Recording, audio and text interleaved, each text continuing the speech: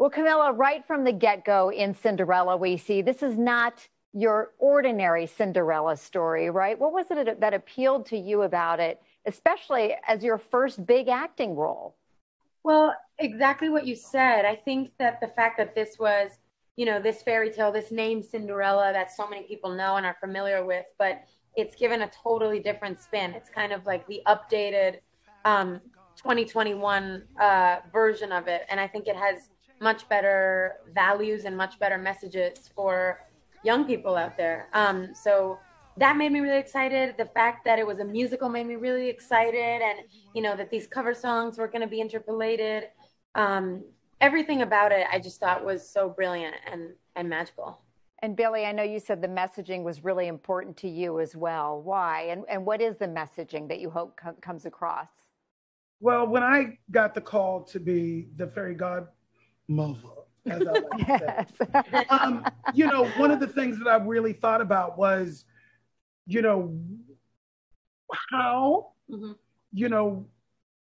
how am I going to ground myself, ground this piece, make sure that the decision resonates in a real way. And what I came up with as I was working on it, my tagline is magic has no gender. Magic is love and magic has no gender. And that is that's the spirit I tried to imbue the Fab G with. And I hope the world feels that. I feel it right now that you're going to grant me a wish. Just looking at your outfit, you seem like you can fly in that. Not too far off from what we see you in as the fabulous G. I wish, I'm the Fab G. I had to show up looking Fab G. Hey. You sure do. You all look Fab G. And Idina, to you, I mean, this is not, Prince Charming coming to the rescue here in this telling of Cinderella, right? I mean, as a mom and this messaging, is it time that message changes when it comes to these, fairy tale stories? Yeah, I think that's why I was so excited to have this opportunity to be in to be able to reinterpret this classic story like this. I was saying we've been focusing so much on how important it is for young girls, but being a mom of a 12-year-old son, I'm so happy that it's really, teaching little kids, little boys, or little men what a great man and how a great man can be, and how he can support a woman and be there for her and support her dreams. Not giving anything away here with this story, but Cinderella does have options, Camilla. She's a serious businesswoman, right? Exactly. She is a serious businesswoman. And as Billy said today, which I loved, she is the CEO of her own destiny. Looking at this fabulous cast, was there any trepidation going in, being your first big role? Sure, so much trepidation every day. But here I am, and here we are.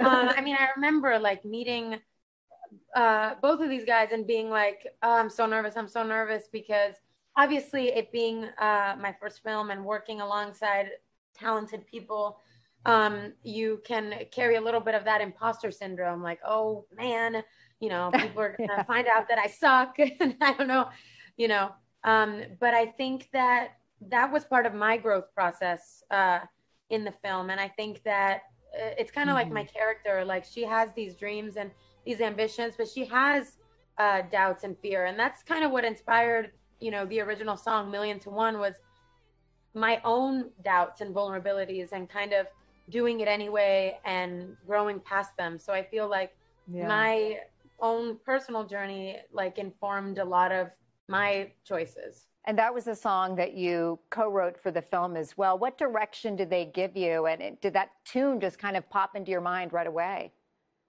Well, I read the script and I actually wrote with my collaborator, Scott Harris. I think we wrote 2 different songs in 3 days of writing. And this was one of them.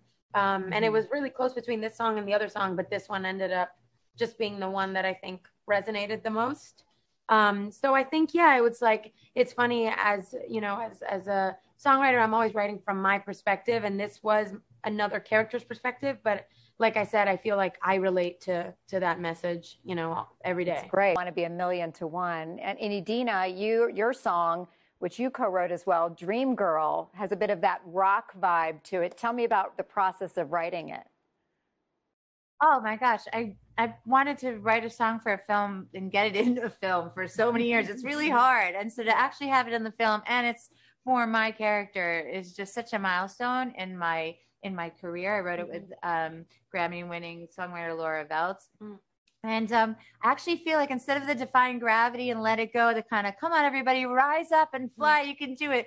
Now I'm the voice of like the rage and the anger and the sledgehammer to the patriarchy and like the voice, the opportunity for all the women or everyone actually, whether it's in the film or out in the world, to kind of give voice to their frustration with the people that don't see them for who they are and allow them to have their dreams. So I'm really excited. And that really kind of shaped your character as well, because I mean, even though you play the evil stepmother, there is a side to her that you reveal. Was that important to you to show that, you know, everybody has their story and their journey, and that journey sometimes is what leads you down this path?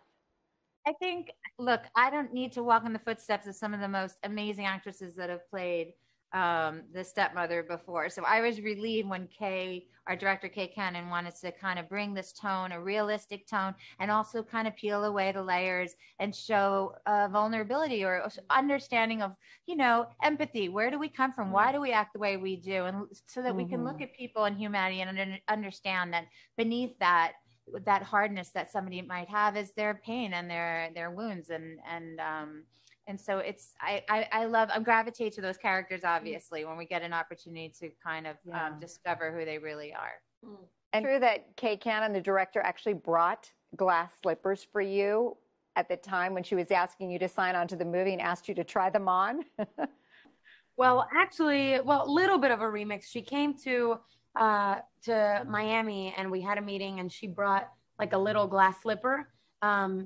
And I couldn't try it on because it was like half my foot size. So I would have broken it.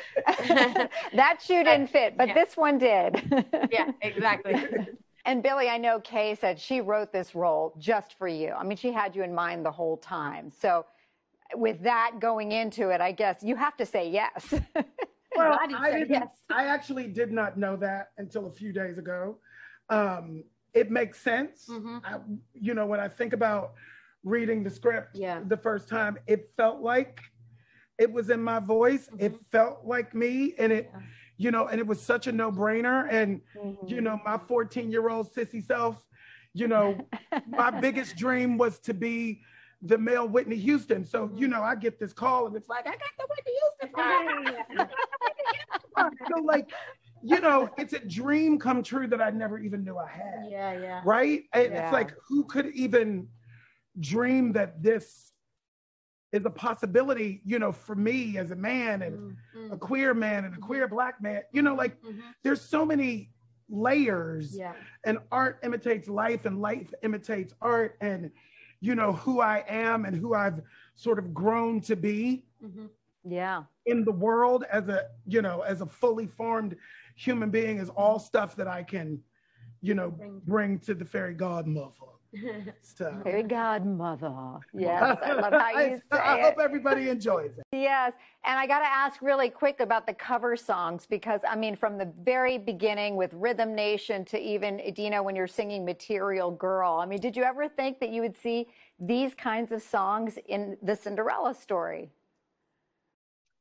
You know, I have to say, not necessarily specifically this, but I have to say historically, you know, the golden age of musical theater, the first one, you know, think about it. They were the popular songs of the day. You know, Rodgers and Hammerstein, Cole Porter, Gershwin, you know, Rodgers and Hart, all of those, you know, Harold Arlen, all of those songs were the popular songs of the day. So we're actually going back and going back to the original way that musicals were actually done, you know, so it's, I just love it. I think it's great. Do you all have a favorite? I mean, besides your own songs, Do you have a favorite, Camilla? Favorite moment, favorite scene? I mean, and I'm not just saying this because they're right here, but our moment, Shining Star, was one of my favorite experiences of the whole film. I had so much fun. And when you go into that last high note, you're shining. I remember just like, there's like actually during the filming, I like go away in the carriage. I remember every time looking back, like I was just seeing a live performance. Every take, I was like, I want to see him do it again. And like I've said this week also, Idina singing Material Girl was just the medicine I never knew I needed. Yeah. It's just such an iconic song, and she has such an iconic voice, and the two together was just incredible. And it's amazing how the songs really fit with the message and the scenes. Yeah. So yeah, really, really cool how that worked out. Idina, what about you? Do you have a favorite scene or moment? I love the opening. You Gotta Be by Desiree was always a song on my playlist. And then I really love the way Camila has rearranged it and interpreted it with her melody and her voice and everything. And I get chills when the movie begins. That's one of my favorites. And yours, Billy. And yours. And that transformation, Billy. Wow. Well, listen, in the interest of full disclosure, I haven't seen the movie yet. I just saw that. Oh, what? So Surprise. I haven't seen the movie. Daddy's been working. Yeah. So I haven't had time, and I want to see it on the big screen. Yeah. Like I could have watched it on a small television, but I knew this was happening, and I was like, let me just wait and be surprised, and and also, so I'm excited. We're so happy to be here. I know. Because of COVID. I mean, we're outdoors. People are tested. We're safe, but it's the first time we feel somewhat, like we can really celebrate a little bit better. We never got a rap party, y'all. We never got a rap party. So this is like, this is your rap party. We're getting to watch it at home, I guess, or on a big screen. Yeah. Well, we get to watch it with a full theater of people, and my son will be holding my hand and probably embarrassed by me. But we get to hear some applause, I hope. Yeah, totally. And take away watching this Cinderella. So many things. I think I love the message in the movie of empathy and compassion. I mean, there's so many things, but one of them, I feel like the relationship that she has with her stepmother is very non-traditional in that, the stepmother carries her own trauma and emotional past that makes her who she is.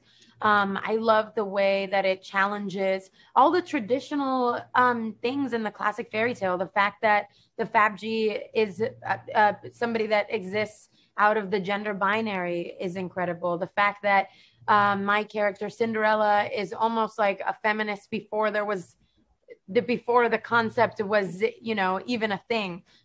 She has dreams and ambitions. The fact that the prince is kind of like a supportive boyfriend. I mean, it's taking all of the things from the original fairy tale and challenging them to be better.